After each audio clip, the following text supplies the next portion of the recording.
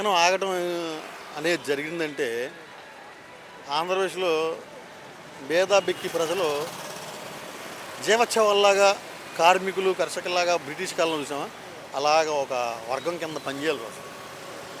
నిజంగా ప్రజా పోరాటం చేస్తున్నాడు ఆ ప్రజల తరపున జగన్. ప్రజా పోరాటం చేస్తున్నాడు, ప్రజల్లో స్పందన ఉందనే కదా వాళ్ళు కడుపు మంట. దానికే కదా ఎన్ని కట్టేది ఎన్ని చేసేది. అతను జగన్ బయటకు వస్తే జనాలతో ఉంటాడు, అది అందరికీ తెలుసు. బెంగళూరు వెళ్ళిపోతున్నాడు ప్రతిసారి, ఎక్కువ అక్కడే ఉంటున్నాడు. అధికారం కోల్పోయిన కానించి ఏపీని పట్టించుకోవట్లేదు, జనాలు పట్టించుకోవట్లేదు, కార్యకర్తలు పట్టించుకోవట్లేదు అని విమర్శిస్తున్నారే తెలుగుదేశం వాళ్ళు కానీ కూటమి వాళ్ళు కానీ. ఆ, ఈ కరోనా టైంలో మీరు ఎక్కడికి వెళ్ళిపోయారు? ప్రతిపక్షంలో ఉండగా మీరు ఎక్కడికి వెళ్ళిపోయారు?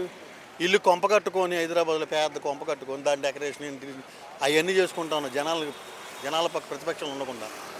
మీరు చెప్పట్లా, మీరు చేస్తే సంసారం, ఎదుటోడు చేస్తే విచారం. ఇది మీ రాజనీతి, 40 ఏళ్ల రాజనీతి.